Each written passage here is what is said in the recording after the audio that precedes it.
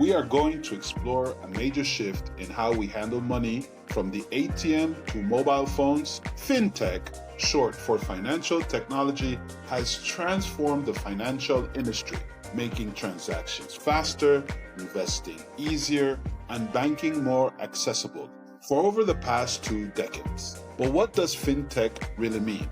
How did it start? How is it used today? And most importantly, how will it change our future? I'm Mikel, and this is what I learned today. Now, fintech might sound like a modern invention, but the idea of technology and finance goes back over a century. Starting on July 27, 1866, when the first transatlantic telegraph cable was laid, allowing instant financial communication between the US and Europe. This helped banks, traders move funds, and process international transactions much faster. With the launch of Diners Club in 1950, it introduced the first modern credit card, allowing consumers to make purchases without cash. Soon, major banks followed with their own cards, including Visa in 1958 and MasterCard in 1966. These cards changed consumer spending and laid the groundwork for today's digital payment system. In 1967, Barclays Bank in London introduced the first automated teller machine, or as we know it, ATM, allowing people to withdraw cash without entering a bank. ATMs became worldwide, making banking more accessible and available 24/7. And in 1998, PayPal launched as an online payment system, making digital transactions easier. However, modern fintech truly took off in the early 2010s with the rise of smartphones and mobile apps. Suddenly, people could bank, invest, and transfer money anytime, anywhere. A survey by EY Global in 2022 found that 64% of global consumers use at least 2 fintech services, and that number continues growing. Fintech is now part of our daily lives, and many people use it without even realizing it. Here are some of the most common ways we use them. As cash becomes less common, digital payments are growing. Apps like PayPal, Venmo, Zelle, and Bizum allow people to send money instantly. And in 2022, digital wallets accounted for 49% of all e-commerce transactions worldwide. And it's no surprise, China is leading the world in mobile payments, with 87% of people using apps like WeChat and Alipay.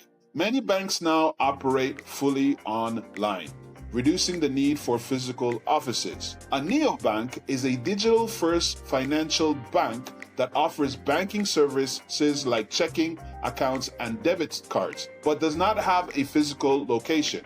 Companies like Chime, N26, and Revolt offer free banking and higher saving rates compared to traditional banks. And according to a 2023 report, 75% of Gen Z prefers mobile banking over traditional banking, and it's predicted that this trend is here to stay. Investing used to be complicated and difficult to access, but now anyone can do it from their phone.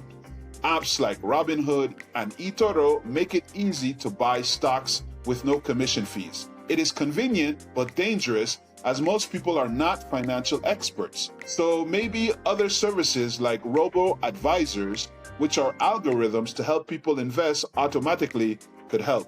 And this market is expected to reach 1.8 trillion in assets under management by 2025. Other products like digital currencies such as Bitcoin have changed how we think about money, and blockchain technology is being used beyond crypto in areas like secure voting, real estate transaction, and supply chain tracking. There are many people who cannot get loans from banks and now turn to fintech for financing. Apps like peer-to-peer lending platforms connect people who need loans with individual investors that give them.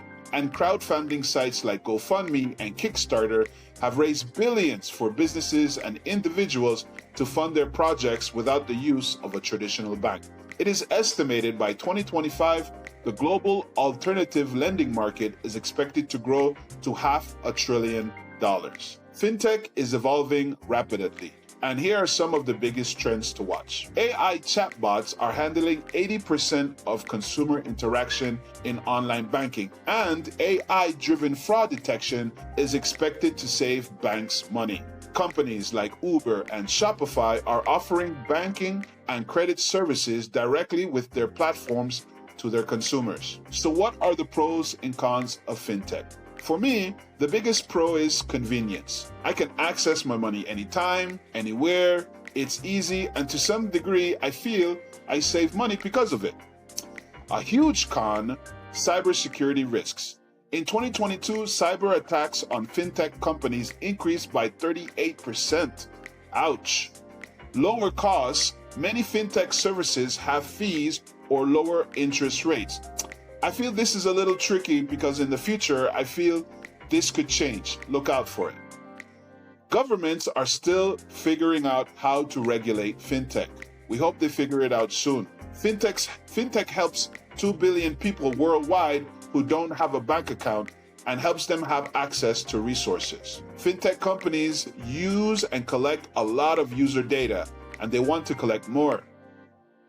Payments are instant instead of taking days, which I guess is a good thing, but what if I make a mistake or someone has access to my accounts? I just don't know. Some people, especially the elderly or low-income groups, may struggle to use fintech. While this is true, more and more people are learning how to use this technology. Fintech is not slowing down and will continue to reshape how we save, invest, and spend money. It's expected that by 2030, 90% of global transactions are expected to be digital, and that traditional banks will likely partner with fintech companies to offer better services. Also, AI-driven fintech will make personalized financial services even more common. As we sprint into the future, one thing is clear: fintech is here to stay, and it will continue to change the way we live, manage money, and do business with each other.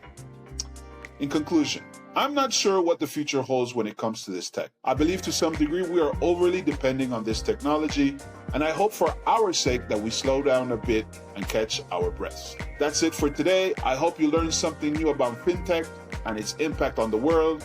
And if you enjoyed this podcast, please subscribe and stay tuned for more interesting stories from tech and other topics. I'm Mikael, and this is what I learned today. Bye.